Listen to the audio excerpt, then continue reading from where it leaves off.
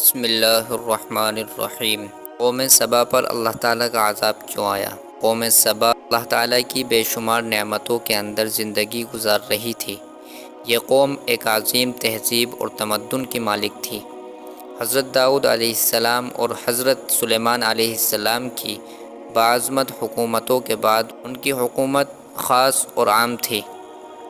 کہا جاتا ہے کہ یہ لوگ گندم کے مغز سے آٹا پیس کر روٹیاں پکاتے تھے، لیکن وہ اس قدر اسراف کرنے والے اور ناشکرے تھے کہ انہی روٹیوں کے ساتھ بچوں کا پاخانہ صاف کرتے تھے۔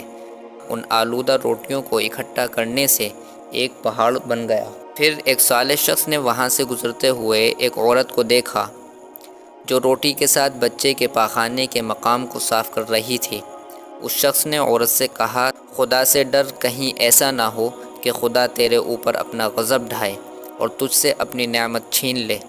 اس عورت نے جواب میں مذاق اڑایا اور مغرورانہ انداز میں کہا، مجھے بھوک سے ڈرا رہے ہو؟ جب تک سرسار جاری ہے مجھے بھوک سے کسی قسم کا کوئی خوف نہیں ہے۔ کوئی زیادہ عرصہ نہیں گزرا تھا کہ اللہ تعالیٰ نے ان لوگوں پر اپنا غضب ڈھایا۔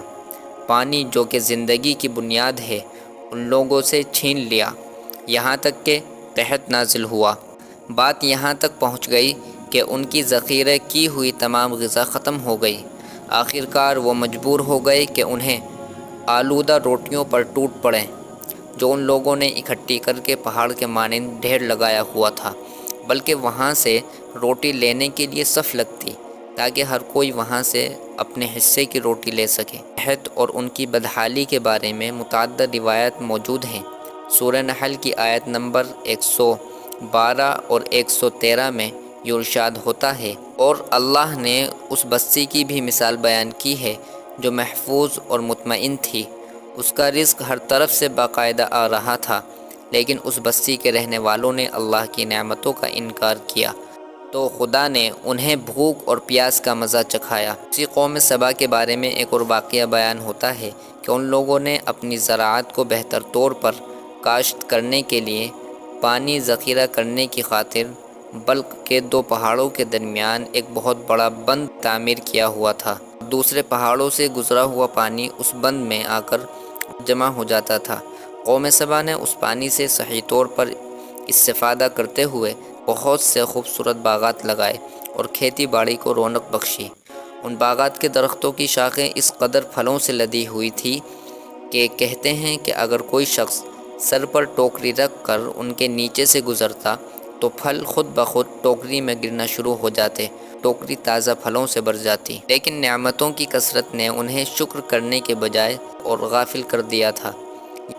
ان میں سے صاحب اقتدار لوگوں نے کمزوروں اور ضعیفوں کا خون چوسنا شروع کر رکھا تھا، یہاں تک کہ ان لوگوں نے خدا سے ایک احمقانہ التماس کیا جس کا ذکر سورہ سبا کی آیت نمبر 19 میں ملتا ہے۔